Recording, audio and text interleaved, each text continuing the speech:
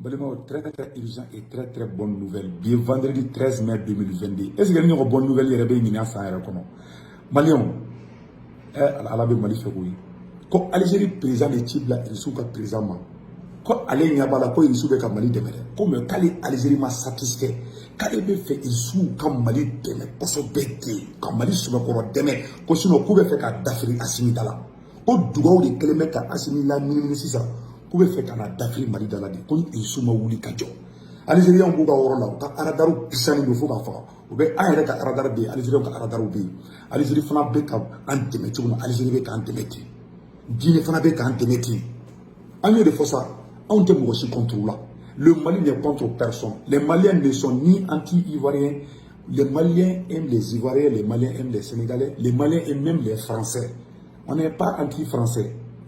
On est contre la présence des militaires français au Mali. Un point détail. C'est tout. Maliens, aux bonnes nouvelles flanan fana est dûme. Quand Jean-Yves Le Drian de un passeport n'anamuka a marché par la daïre ou le déma.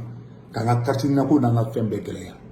Alors comme Mali tribunal que les mecs a roulé, Baolo Chimanga Kagana Kakiri. On me pour le 20 juin. Convocation tira français comme ministre Jean-Yves Le Drian.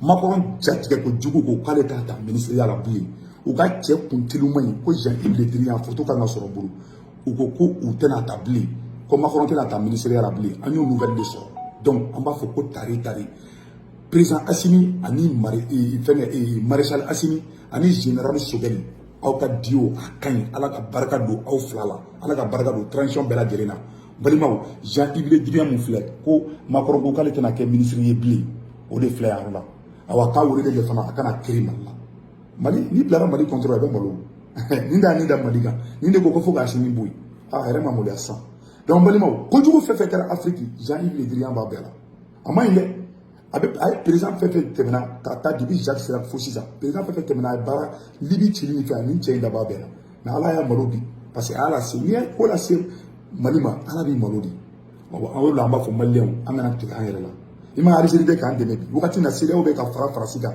ko fo k'a dafiri an da la Algérie de bɔra bi ko fo Irisu kana an dɛmɛ a yɛrɛ ka lajɛ message min bɛ yan yɔrɔ la o de kosɔn an k'aw ma a ye taa boulevard de l'indépendance la dɛ maa si kana to yɔrɔ si la bɛɛ ka taa boulevard de l'indépendance la partout donc balimaw bɛɛ ka taa boulevard de l'indépendance la Kayikaw fana bɛ bɔ Segukaw bɛ bɔ dugu bɛɛ bɛ bɔ mɔgɔ si kana to so bɛɛ ka bɔ bi vendredi in na juma tɛ min banna an b'a kalama juma banna bɛɛ ka ɲɔgɔn sɔrɔ boulevard de l'indépendance la bɛɛ k'i ka boutique fermer maa si kana to so balimaw. L'Algérie a demandé à Sergio Lavrov, à la Russie, de renforcer la présence militaire russe au Mali. Le chef de la diplomatie russe, Sergio Lavrov, s'est longuement entretenu avec les dirigeants algériens au sujet de la situation qui prévaut en ce moment au Mali. Un pays clé et sensible pour l'Algérie. Et lors de ces entretiens, les dirigeants algériens ont beaucoup insisté auprès de la Russie sur l'importance de renforcer encore davantage la présence des soldats russes au Mali. Les dirigeants algériens ont fait part de leur profonde crainte à propos d'un probable désengagement russe du Mali à raison de l'enlissement de l'armée russe dans le conflit ukrainien. Algérie ko k'ale hakili ma sigi dɛ k'ale jigi ye Assimi de ye Algérie ko k'olu jigi ye Assimi de ye u jigi ye ala ye u jigi ye Assimi ye balimaw ko Irisiw ka fɛɛrɛ bɛɛ kɛ o b'a dɔn Irisiw bɛ ka Mali dɛmɛ ko mais k'olu Algérie ma satisfait hali bi dɛ k'olu bɛ fɛ hali bi Irisiw ka caman de fara u ka dɛmɛ kan maréchal Assimi ye a b'a yira ko barika bɛ wagati min na arabu dugu dɔ bɛ k'an dɛmɛ an yɛrɛ finman dugu bɛ ka ɲini k'an bin dugu ma k'an di Faransi ma Algérie b'an jigi kɔrɔ bi n tɛ dugu la c'est vrai Algérie tun bɛ janfa la fɔlɔ dɛ parce que o k'a sɔrɔ président ɲuman tɛ yen mais président ɲuman de bɛ yen sisan gouvernement ɲuman de bɛ yen sisan Algérie ɲɛsin an ma parce que Algérie fana ni Irisiw de bɛ alliance la Algérie fana ka maramafɛn bɛɛ bɛ bɔ Irisiw de fɛ yen sur le plan sécuritaire Algérie est alliée à la Russie donc Algérie tɛ fɛ Mali ka bin ni Mali binna a ma olu ma a y'a ye Irisiw ka ministre taara Algérie u taara kuma Mali de kan ni Algérie fana kan donc Algérie ko Irisiw ka maramafɛn caman wɛrɛw de ci Mali ma awa k'u ka sɔrɔsi caman bila ka na ko sinon k'u bɛ fɛ ka dafiri Mali da la